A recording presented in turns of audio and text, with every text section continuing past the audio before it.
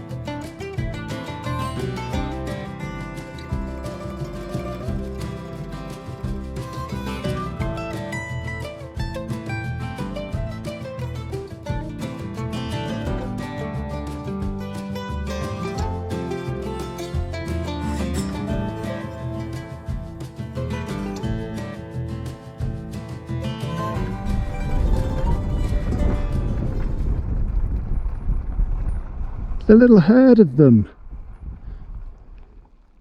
How cool is that?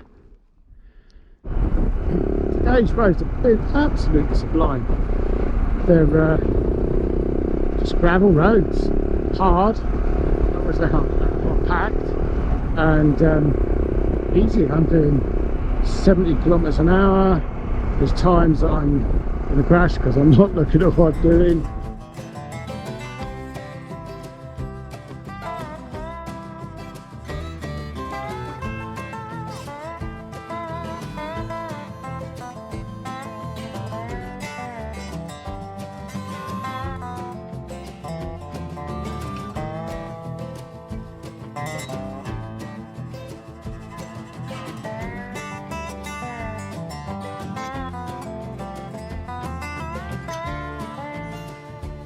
A running problem with 690, that this plug here, I lost the rubber seal on it.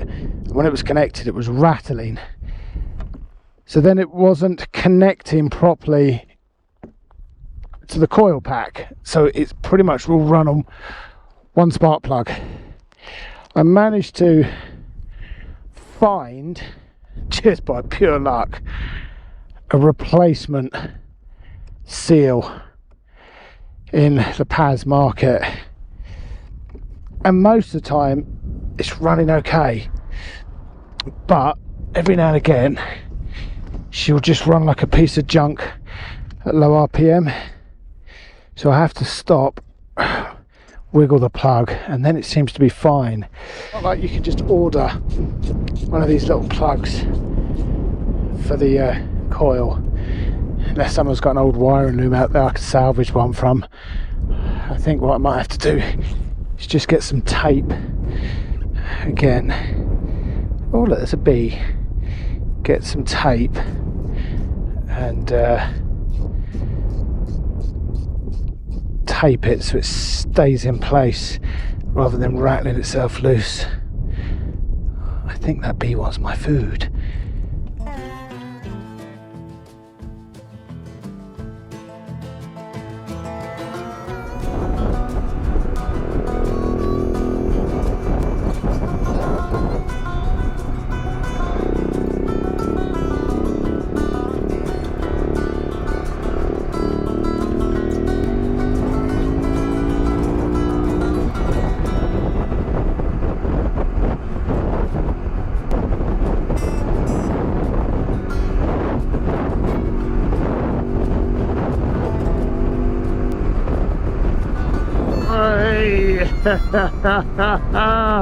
That's where I need the steering damper.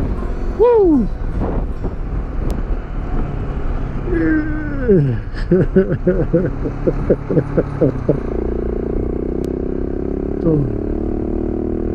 Getcha. After yesterday's epic ride on through the canyons, I got to this town, Cafayate, something like that. I don't know how to pronounce it. Ali did tell me earlier, but anyway, I was going to stay here 2 nights and wait for Ali, but she said she'd be here in about 4 hours. So I checked out my hotel. I'm now sat at the end of town waiting for her, and I think she's going to join me on the run to Chile. So yeah, it looks like I'm going to be riding with Ali again. Well, Ali's just shared her live location with me. It seems that she's just on the edge of town up there, filling up with fuel. I got a full fuel load, so hopefully when she gets here, maybe she'll grab a bite to eat. But yeah, let's get out of here and find somewhere to stay before this rain comes back.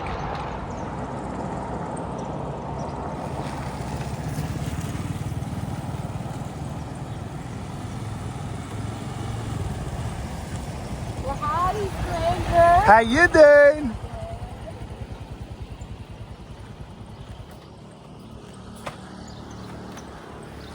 It's my favourite American overlander. It's all fun and games. So this morning, myself and Ali, after smashing out a few hundred kilometres, about 400 kilometres yesterday, are going to do 457 I think it is, from this place to the next fuel station, which is in Chile, and the border with Chile through San Francisco Pass, or Paso de San Francisco, is 200 kilometres from here. Today's going to be a big day, so we are filling up on sandwiches for breakfast. So this is the glamour of around the world travel on a motorcycle. The grandma. The glamour. Oh, the glamour. I thought you said the grandma. This is the glamour. Like, the grandma. We're having peanut butter and marmalade sandwiches, instant coffee, in the reception foyer of this hostel. This is actually quite nice compared to some other places.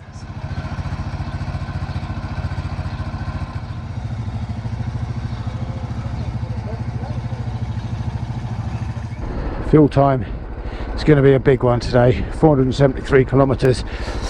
I should have enough fuel, but I'm going to have to just be careful on the throttle to make sure I don't suck too much fuel up, because Ali won't have enough to give to me because she's got a fuel can that she's going to have to fill up as well. So back to Chile. It's going to be like this now all the way down to Ushuaia, in and out of the two countries.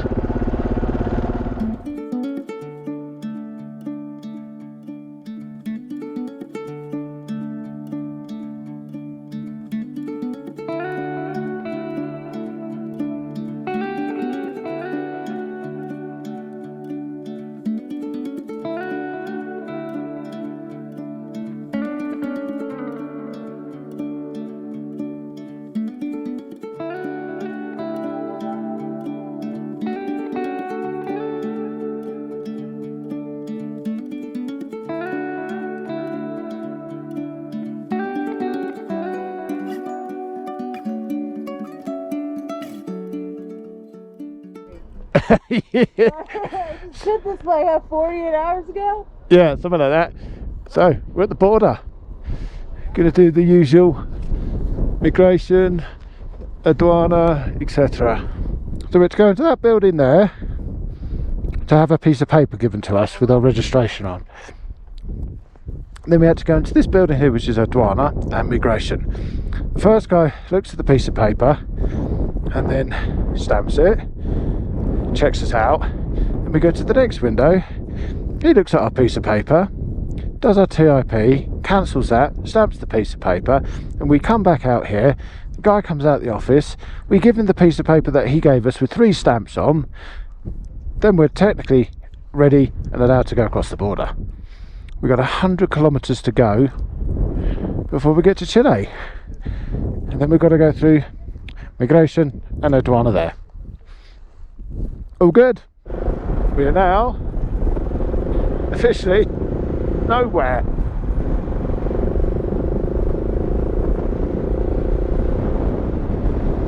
Yeah, it's windy. 15,400 and it's still climbing. It's hard to breathe again. The little Hemi is struggling with the climbs up these hills. The mountains, 15,700 feet, about 4,000 meters. I think the high point we get to is 4,800 meters.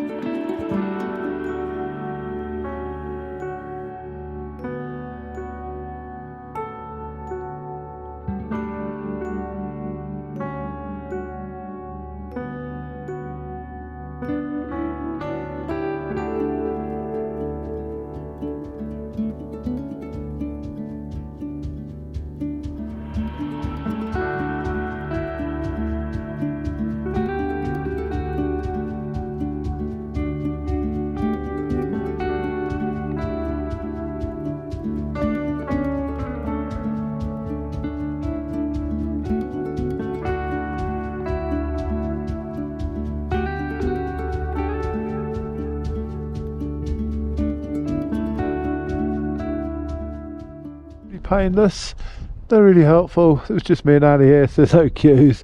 I think the whole lot's taken us about 15, maybe 20 minutes. At 180 k's to go for fuel.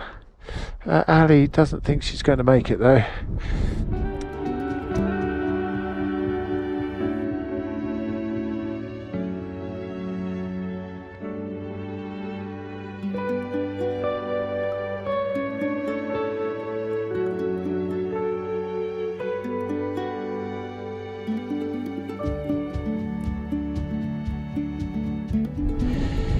Going to have to rob some out of mine. I'm just stealing it out of my reserve tank. Is that draining? I hear it. Very slowly. What's going on with that?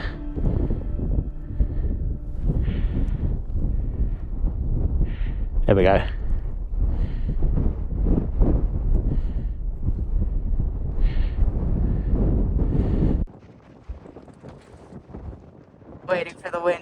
up. Big day, 600 Ks in the end. Back into Chile now. We went to look for a wild camp spot, but it was really exposed in the desert. Not just exposed to wind and all the other stuff, but it was exposed right on the road. So we then managed to find this little camp place, paid 10,000 pesos, which is about $10. Only people here, got the pavilion, we've got cats, dogs, and all sorts of other things going on, but yeah, we got somewhere for tonight.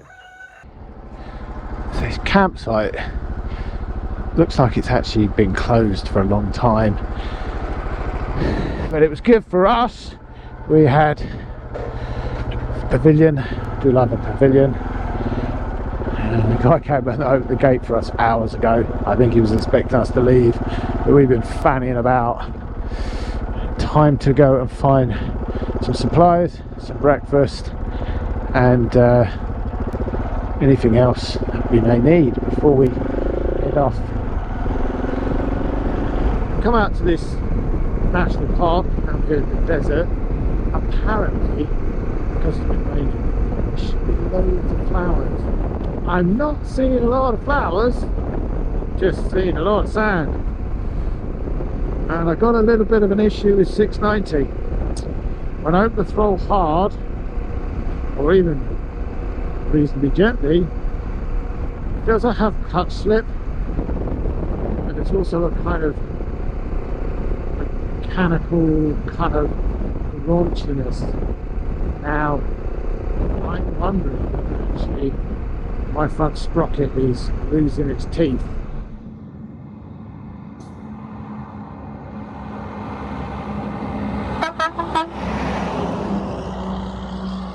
As my suspicions were, it's a front sprocket's worn out, completely worn out. To be fair, I should have checked it a while ago. I did feel the chain jump a little bit. Anyway, I do have a spare sprocket. I now got to find a workshop. Doesn't matter whether it's a car one, a mechanic, lorry one, it doesn't matter.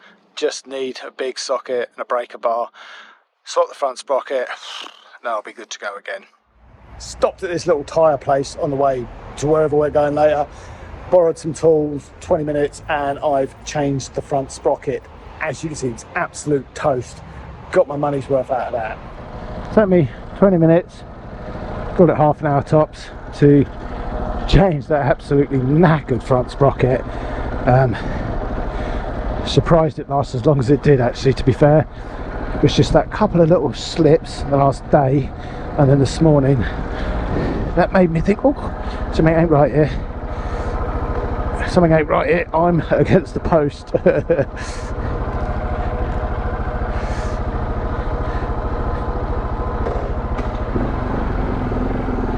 Well, 690 is going to feel completely different now. 15 on the front instead of a 14. It's going to be better on the highway, but technical riding is going to be shit.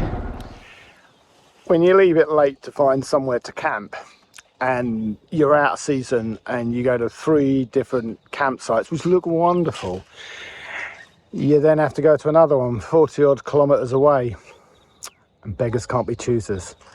Look where we're camping tonight.